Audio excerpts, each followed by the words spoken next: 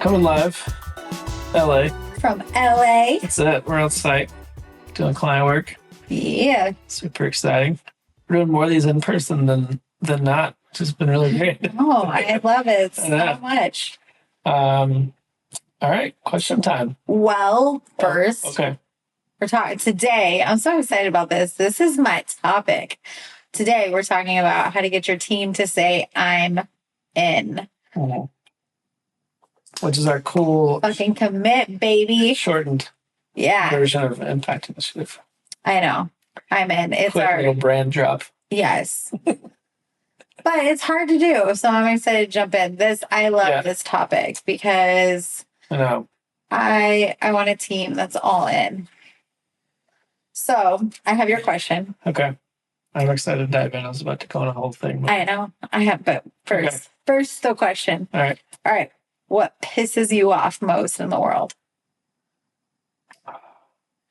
You ask these questions that bring out like because you asked one that was what frustrates me. Oh, did I already do this? Is it pisses me off? Feels like a little bit different.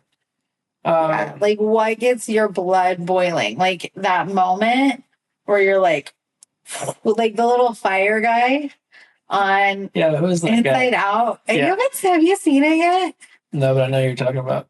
Mostly because you said memes when I get mad. So what am I? We haven't watched that. If you haven't watched Inside Out, it is the first one. I like the second one. They just came out with the second one. If you haven't watched it and you're a leader, you need to go watch it right now. After you listen to this podcast, listen first. And listen all the way through. And then you'll have more context. But yeah, what pisses you off most in the world? Mm-hmm. Boils your blood. Mm. Christine not picking up the phone. I mean, poor communication is one. That's actually good. I don't know that maybe I would or wouldn't have said that, but not at you, but at me. I have a really hard time with people that don't communicate. There's a few criteria. Communicate well / effectively, so clearly. And then I really struggle with people that don't communicate quickly. It does make me, and you know this, it makes me really mad when people are, specifically people that you are, if it's someone out of the blue, right? Fine. But if it's someone if you're in each other's orbit, and whether you're working together, friendly relationships, whatever, I just have a really hard time with slow and inefficient communication. Because everybody's like, oh, I'm busy. I'm like, fuck you. Everybody's busy. To me, and I know this is a hot button issue. I'm not trying to piss people off. Do it. But for me, it is a recognition of shared values, and we prioritize the things that we care about, and we give time to the things that we prioritize. And when people don't communicate effectively and efficiently, i.e. in some, sensible time period, it tells me that they don't prioritize our relationship. So if you did, then you would prioritize getting back to me. That's so funny you say that. Why is that funny? Because I don't look at it like that at all. I'm like, you're a hot mess. You need help because you're not able to show up in a way that is beneficial for you. If someone is not communicating well, then you're that's what you think about them. I'm like, bro, that's a you problem. It's funny that you make it about you. It's not funny. Funny is not the right word, but it can be funny. It's just interesting. Not less about. About me, more about. And also, I guess that's what makes me mad is that it is I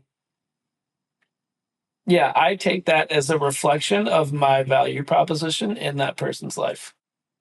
I'm like, well, if I was someone that you valued, you would prioritize communicating with me.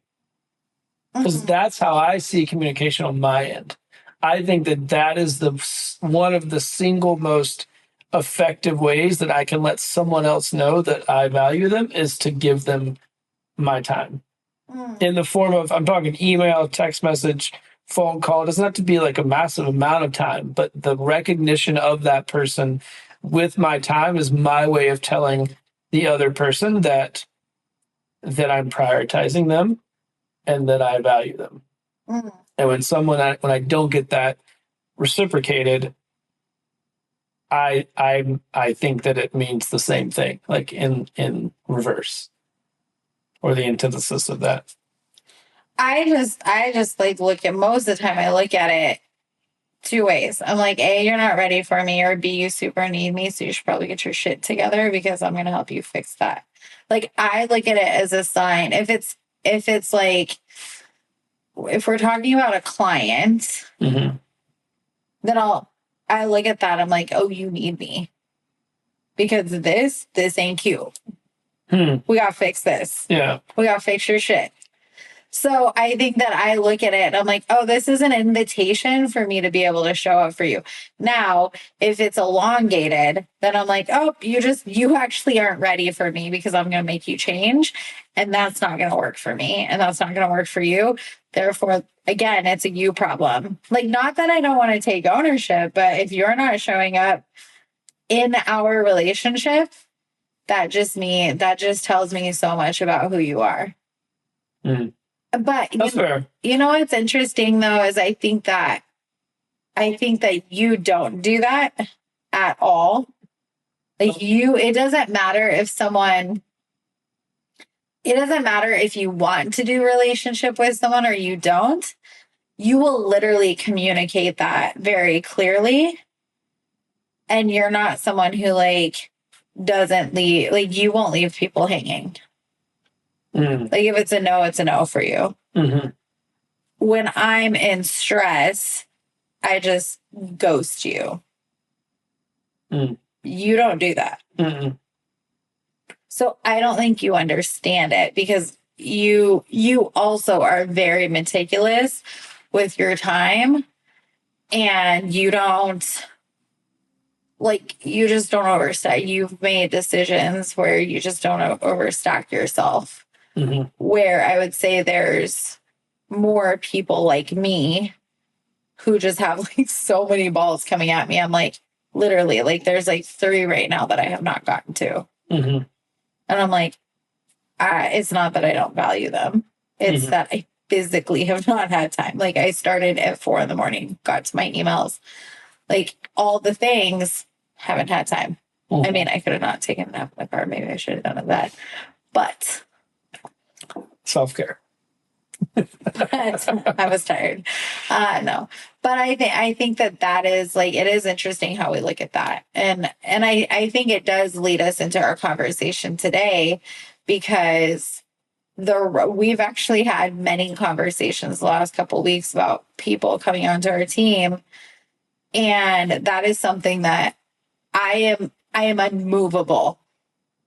I don't want any half-assers on our team. You better be all the way in or all the way out. To me, there's no in between. And so how do we get to the place as leaders? Because I want to like smash the whole narrative. I can't find good people. Yeah. Maybe, but we've proven that wrong. So we're here to bring real solutions to real businesses to smash that narrative because it's not serving us. And talk about conviction, too many people have hid behind the card of, I can't find good people. And it's bullshit. Because we're finding great people, not even good. We have great people. And I think, and it's not just in one of our businesses, it's across the boards. but we've had to do a lot of work to get there. So let's break that down today, because I think this is a very needed conversation in business. And if we continue to conform to that narrative, we just won't be around for much longer, unless you're going to design a robot and you still need people to work on those robots. So yeah, the conviction piece, like the clarity, I think is the first piece. I will say it certainly it seemed, let me back up. I had the most problems when I waffled on how I communicated the people that I wanted to work with. So from a leadership perspective, you and I both talk about this and use this language very intentionally, is that people on our teams work with us, not for us. Because so step one is like there, and that's been a shift, is like how I think about my relationship with those people. And I expect that those people fire me up as much as I expect that they require me to fire them up, right? Like it's our job to set them on fire with our vision and our mission and our direction and the clarity that we bring to the table. But I also want to get that back. Yeah. And when I wasn't clear in communicating that expectation, I always got the wrong people. Because I was frustrated at the results I was getting for the communication that I didn't give them, right? Like I waffled, and I like can hear it in those hiring conversations and bringing people to the team. I was like, I would just back off of my non-negotiables because any number of reasons. The reasons we all do it. You need someone. There's money at stake. They can bring business to the table. They can, right? Like any of the things. And so I backed off because I was having that conversation from a place of scarcity, ultimately. And I thought, well, if I'm honest, then I'm not going to find anybody else. Like I need this person now. I got in, didn't work. Ultimately, too, if we think about it from like a time, it costs you way more to bring the wrong person in. But that for me has been, and that's something that you and I think even in the last like not so long, have just gotten, I think just like adamant and diehard about how we talk about the people that we want to work with. And I'm like, it's an invitation, but also like, you better bring the fucking heat, right? Like, cause it matters. Like if it's somebody stale on the team, if it's somebody like, I'm not going to do great work. Like that's just not how I see leadership. And that's not how we work. And it's like, you know, they got to bring a lot to the table. Skills, but just like that investment and that buy-in and that belief and the energy. And if that's not aligned, it's just a no. But I've backed off on that at times, and it's bit me in the ass every time. Every time. Every single time. Every time we lower the bar. Yeah. We're like, oh, we're going to train this person. Oh, they'll get there. Oh, they'll like eventually be all in. Yeah. And you can train the skill. Like it's like you can't train that. I don't know. Like it's not even like excitement. Like I can't put. It's buy-in. Yeah. It's totally buy-in. And we even to the point of, we have that in our evaluations. Like when we look at a team and how healthy a team is, one of the key deciding factors is buy-in. If your team is healthy, there's buy-in. And so that's the question today. How do you get your team to say, I'm all in? And if we're hiring from scratch, I think it's easier Like we can actually stop the patterns. And we've done a little bit of content on that so far in here. But how do you get the team that's already in place to say, I'm in, I'm all in. Here I am. Like, I'm ready. Let's go.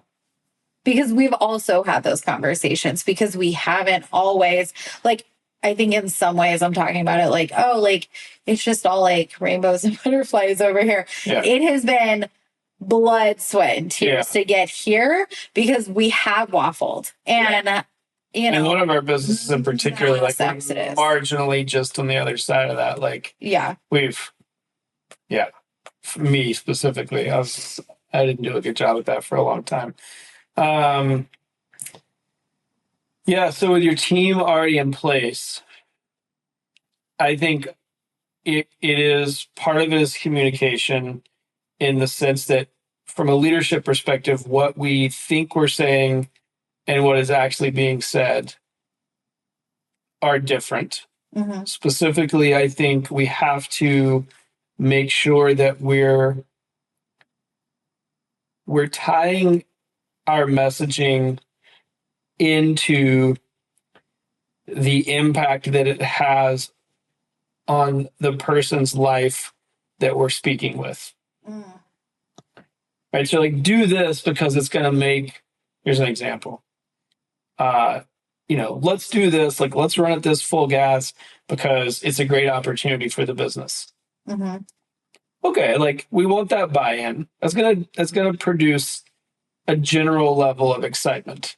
But I think for that person to be like fully bought in, mm-hmm. you have to build that bridge in your communication style and strategy to help them see like, well, what does it mean when that happens for the impact that it creates in their life? Yes. And that's when it starts to like spark, where they're like, yeah, great. Okay, cool. Now I see, I'm speaking from the perspective of like the team member. Now I'm able to see how my contribution, one, positively impacts my life, my role here, my opportunities, but also impacts the greater, broader mission and opportunities that the organization has. Yeah. And I think when you have those two things in place, like who wouldn't be excited? We talk about it all the time. Like you spend a ton of time working. Like, wouldn't it be great if you could see like, oh, this is going to make me better and the place I spend most of my life better? Yeah. Yeah, but there's all these narratives. How do we like combat the narratives of like, oh, you're going to work for the man? Like I'm going to go work my ass off. This whole employee mindset, this employee versus owner mindset, where I'm going to go work for the man to make you rich. How do we combat that in our organizations? Because it is running rampant. Open up any social media platform. There's all the memes. There's all the things talking about how people show up and sit in the bathroom and scroll. Like there's all the things. So how do we actually get the person that's in the organization that's hiding in the bathroom and doesn't care about productivity? They don't like, how do we squash that in our companies for real? Not just like doing the HR things, not just like that's really challenging. Mm-hmm. And it's glorified, right? There's all of these coaches even talking about how to life hack your PTO, and we're just like living for vacations. And there's something that just makes me so absolutely heartbroken about that, because we spend 80% of our lives at work. 80% of our lives we're hiding in the bathroom and life hacking PTO. Like that's what it's come down to. That's what we're going to fill 80% of our life with. So how do we make it, how do we flip the script? Because if you're not all in on what you're doing, and not everyone can have this like glorious, or like some of us, I own a carpet cleaning company. It's hard to make that sexy, right? Mm-hmm. Like, how do we get workers that are doing tasks that don't feel sexy to feel the meaning in that? Yeah, like the quiet quitting. Ugh. is really what you're talking about, right? Yes. Yes. Yeah. Totally. Yeah, it's interesting to solve for that. I don't know. Yeah, like how, I mean, you've done a great job in your service-based business. Like, truthfully, I can talk about it. This is something I struggle with even in like the work, we talk about these things all the time. And I'm like, I do recognize that sometimes I can, I can see it really clearly and I can certainly talk about it intellectually. Um, I'm also someone that's always worked for myself, Mm. and like there are times when I'm like, oh, I don't actually know. I don't know what that would feel like, Yeah. like I've always, I've had some plenty of crap, experiences and look, but at the end of the day, like it was mine to build. Yeah. So I'm curious, like, cause you have done that in one of your organizations, like, yeah, I don't know that I could answer that. I'm curious, like, what that looks like. Well, I think it goes back to what you said. It's like tying, well, it does go back to what you said. It's tying it back to them. I think a lot of times, I'm going to say like, I'm going to start a new movement. It's called hashtag no filler words. And I don't mean like, and like, cause we know I love those. I'm trying, guys. I'm really trying. But I think a lot of times we use filler words like opportunity. Okay, great. What's the opportunity? And I'm not going to use my example from earlier. I have enough inappropriate memes on the internet right now.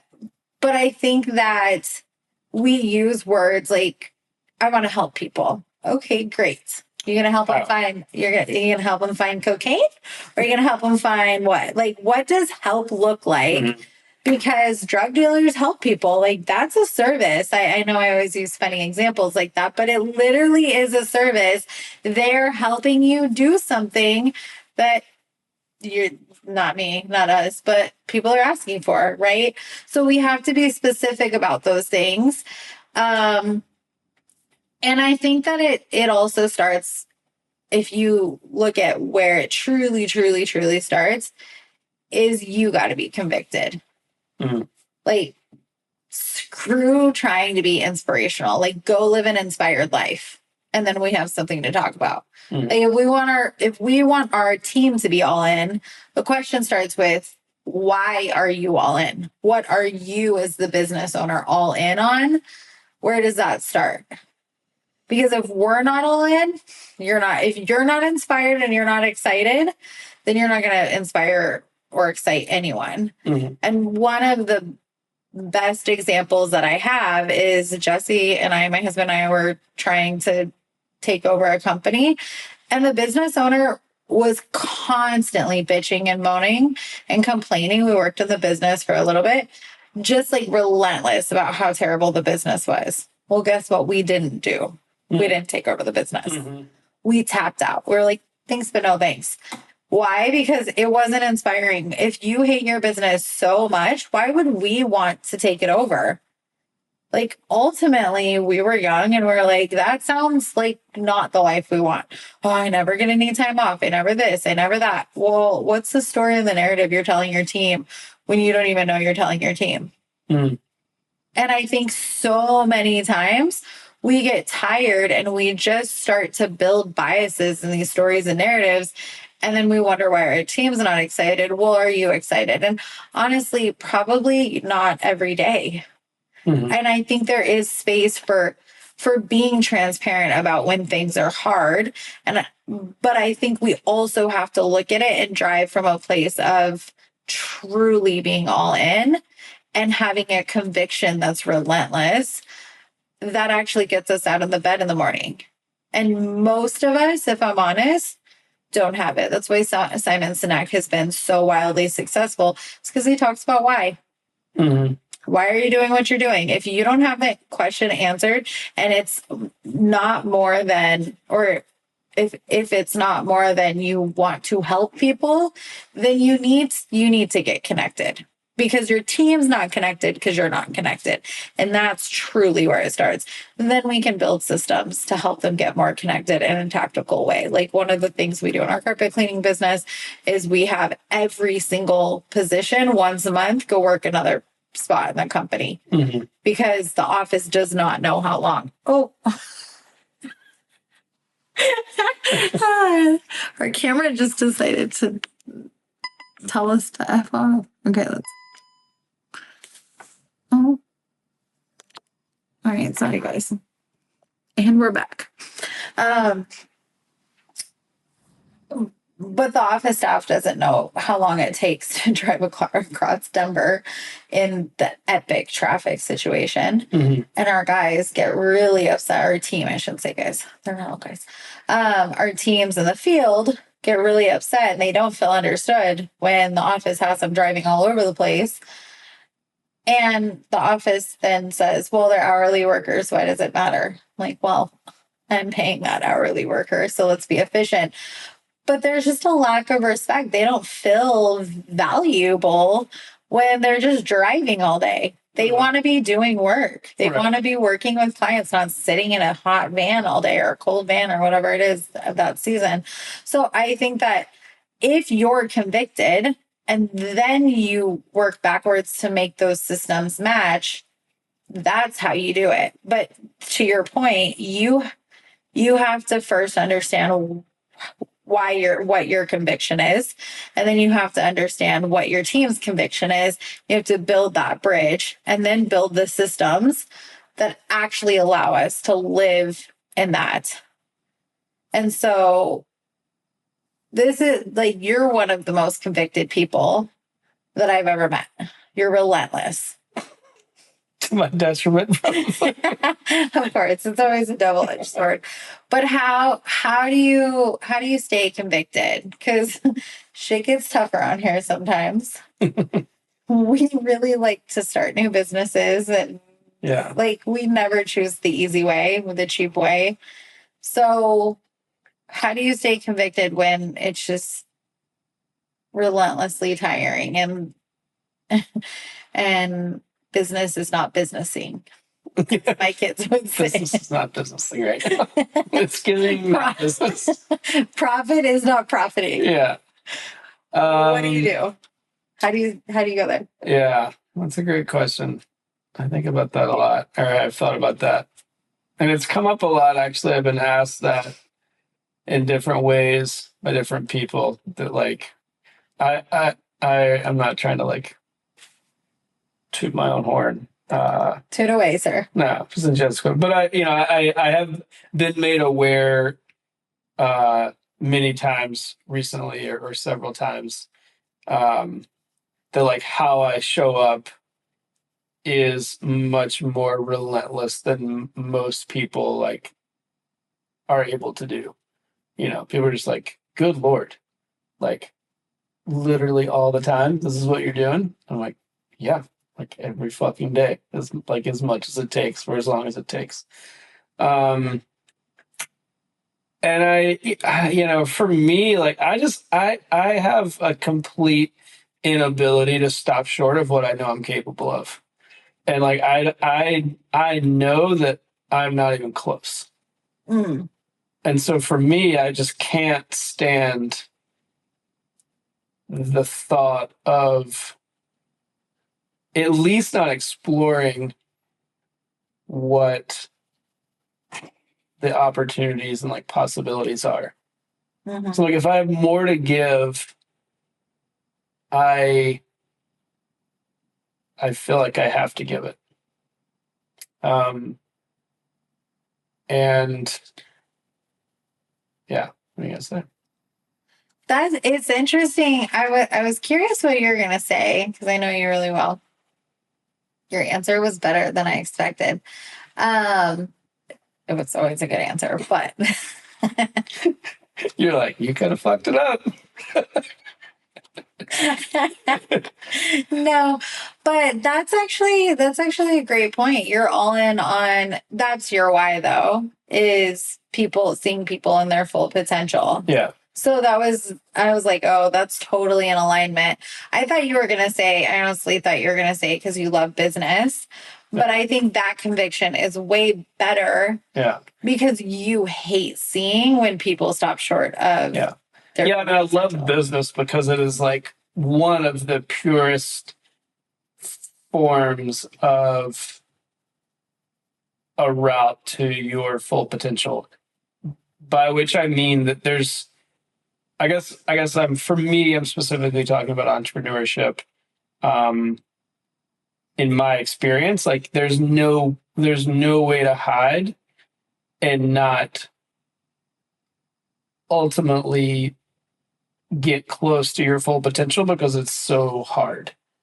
Like it requires so much of you to make it work that you can't half-ass it. Mm-hmm. And you at least have to give it 100%, which gets you as close as you could be to your full potential. Now there's always room for growth, but like in those moments, you're like, this is it. Like, cause you literally can't give 98%. Or it fails. Mm-hmm. And so that for me is like why I love business, because it feels, it's such a straight line, in the sense that not that it's a straight line to be successful, but it's such a straight line to forcing me to show up in alignment with like who I want to be in the world, which is I want to be all in. And I want people to know, and I want to be able to answer confidently that I'm like in pursuit of my full potential all the time. And that is like that's what, the question a few episodes ago, like what frustrates you is that when people like fall short of that, when I can see that in someone else and they can't see it for themselves. And so to your point, like that's my why. And like, that's why the teams involved in business matter so much to me, is because the collective energy of people working towards their full potential is like one of the most powerful things that I've ever been a part of.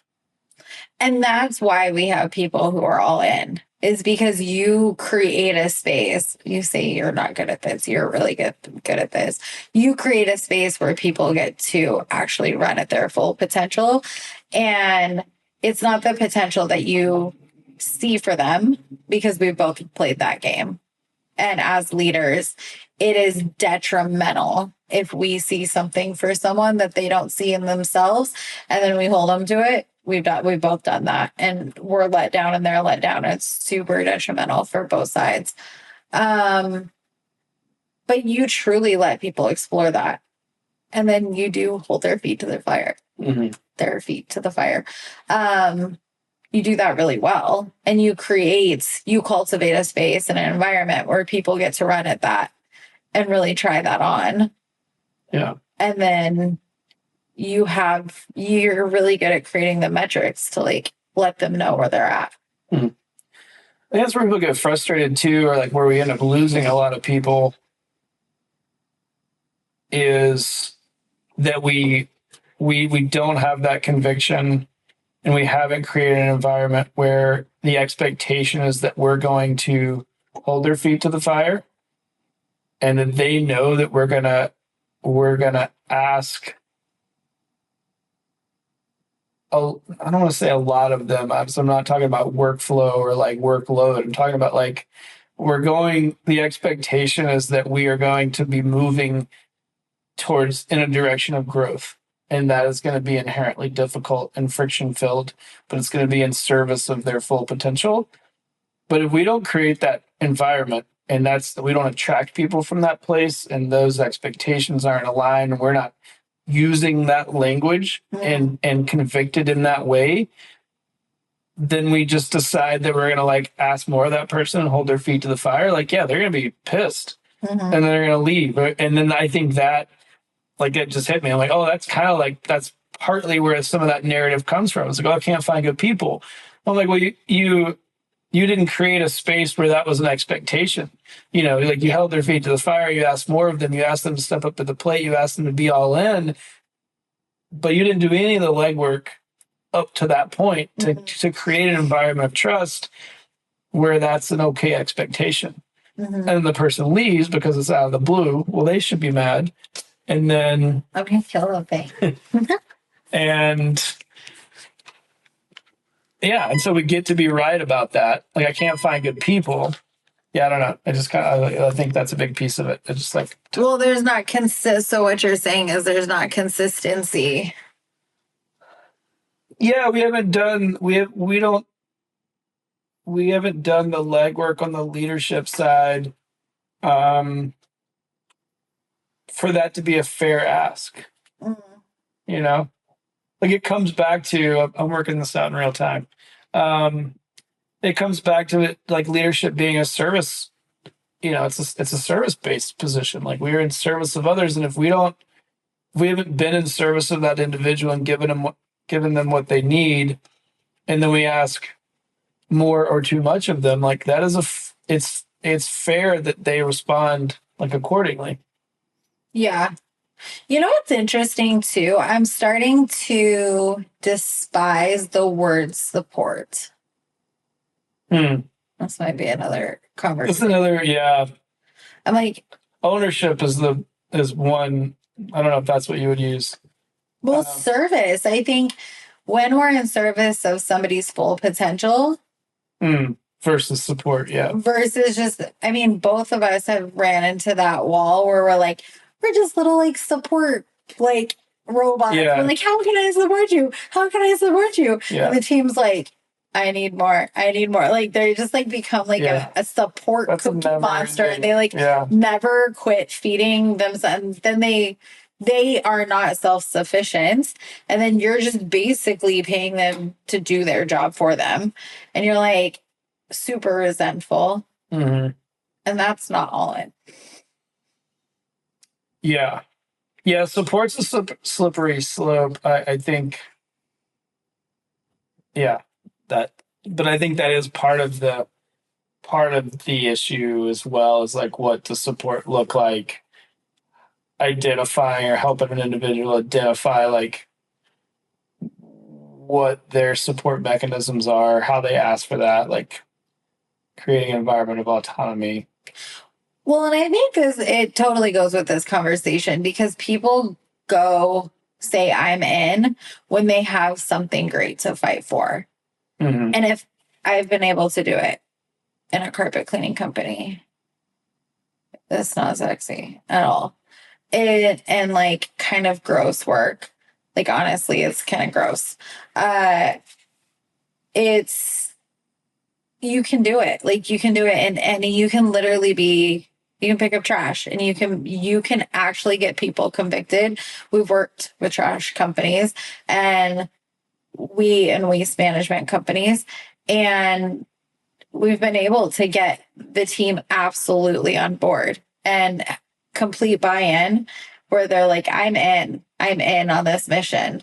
But I think the point is you have to have a mission that you are committed to and you are convicted by yourself. And then your message has to match. And so, looking I get really frustrated with people like Simon Sinek because he's like, know your why. And then you're like, I would love to. Tell me how. So let's real quick before we wrap, let's break that down. Your conviction is at the crossroads of your greatest place of pain, your greatest place of blessing, or your high point, the things that really truly get you excited, and where you've been hit the hardest. Right. And that passion. So if you look at where you've been hit the hardest, the things that have been the hardest for you, the things that excite you, and then your passions, the things that just you would do for free. Right. So that's where your conviction lives. You can also look at it or start to unpack that from the frustration question or get pissed. That doesn't work for everybody, I found though. It works for challengers for sure. But if you're what makes you the saddest What makes you overthink are like 3 different ways to look at it from the Enneagram. If you're the anger quadrant, the challenger, the peacemaker, and the reformer typically can get there from pissed. The helper, the heart center quadrant, the feelers, can get there from so that's the helper, the achiever. The individualist can get there from what makes you the saddest. And then overthinkers, the thinking quadrant, is the 5, the investigator, loyalist, and enthusiast. What makes you overthink or overwhelmed? That's going to be a place. If you can understand that, that's going to be a part of your conviction. Don't you think? Like, part of your conviction is what pisses you off. Yeah, totally. Yeah, I think it's helpful to recognize like where you, like, what stirs that in you, like where does that conviction come from? Like, and make it meaningful too. I mean, that's such a big part of the work that we do, is that these things are not just like nicety, like quotes, like your why, like it's a tactical tool. Like it needs to stir something in you to like take action and make change and to communicate effectively. Like these are tools. Like it's not just because, like it matters because it matters in a very real way, because it changes the course of your leadership and the people that you are in service of. It changes the course of their lives. And that's a very real responsibility. And so, yeah, no, totally. I think it's like, no, yeah, like you said, like, mine is like the thing that pisses me off, but know why you give a shit about it, like know where that comes from. Well, it's like a great way to like start to unpack that, right? Is to like, if you just ask yourself one of those questions, and if you don't know what I'm talking about, you need to go take the Enneagram or go read a book about the Enneagram. Or like just ask yourself those three questions. What am I overwhelmed by? What pisses me off? And what breaks my heart? What brings me to my knees? And lies the start of your conviction from one of those. And then you got to craft a message. The second piece is, once you're clear on it, you got to go help your team get clear on it and tell them what you're most convicted by, and like craft a message, because people do not move unless you're not going to mobilize people with basic ass messaging and fluffy ass words. Like, you got to tell them specifically, like you said, what it's going to do for them. You got to build the bridge. Opportunity, help. What does that mean? How is it going to bring an opportunity? What is the opportunity? What are they saying yes to? You gotta be specific. Invite people in. People want to be a part of something great. They want to be a part of something great. They want to do great work. Give them the platform. Give them the space. Totally. So, any final thoughts before we wrap? Yeah, I think the belief that people want to do great work, like that's a huge one for me. And I think that really starts to disrupt the narrative. And I think hopefully connects people to their why, and connect leaders to their teams and whom they are in service of. It is a much different environment when you believe, like at your core, that the people involved in your organization want to do great work. It is then your responsibility to create an environment where that can happen, and then like get the hell out of the way, and let them run, and let them enjoy themselves, and let them have ideas that you don't have. And, that really changes things. So yeah, if you need any help with any of the things we talked about, clear communication strategies, understanding your why, crafting that messaging, using tools like the Enneagram, getting your team to be all in, helping them see what matters most to them, and then building that bridge in your business to connect to the larger mission, vision, and values of the company. We are here to help. impactinitiative.network. You can reach out to us there. We'd love to have a chat with you, learn more about you, your business, what your pain points are, celebrate some of your wins and see how we can amplify those. So again, that's impactinitiative.network. Click the button in the top right corner, and we would love to jump on the phone and help you out. Until then, we'll see you next time on Impact Minded.